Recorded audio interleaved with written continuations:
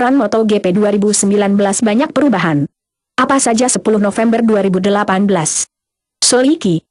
Menjelang berakhirnya musim Motok 2018, terdapat usulan perubahan peraturan yang akan mulai berlaku pada Motok 2019.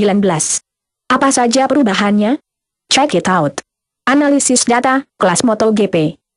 Direktur teknis telah diberikan kewenangan untuk mengunduh data langsung dari ECU ke PC resmi untuk tujuan memverifikasi bahwa ECU itu belum dimodifikasi dari rekaman aslinya.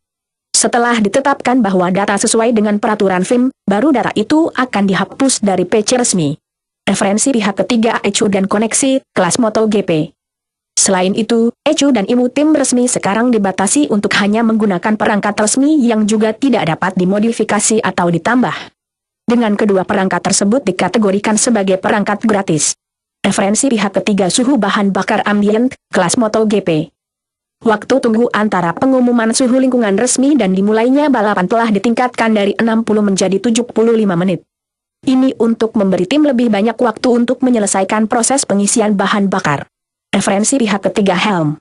Komisi menyetujui standar helm FIM baru yang ditetapkan oleh FIM untuk semua disiplin balap sirkuit. Ini berarti bahwa sekarang akan ada standar tunggal yang ditingkatkan untuk helm, menggantikan berbagai standar internasional yang digunakan sebelumnya, EC, Snow and Ice. Tes homologasi helm sedang berlangsung dengan beberapa produsen yang telah menyelesaikan pengujian dan beberapa direncanakan dalam beberapa minggu ke depan. Kemungkinan akan diumumkan pada GP Valencia mengenai daftar produsen helm yang telah disetujui melalui program FIM Racing Homologation dan dari mereka yang bekerja untuk mencapai ini. Referensi pihak ketiga komponen rem. Spesifikasi yang lebih rinci untuk material yang digunakan untuk koneksi selang rem dan silinder master rem telah disetujui. Referensi pihak ketiga kecepatan di pit lane.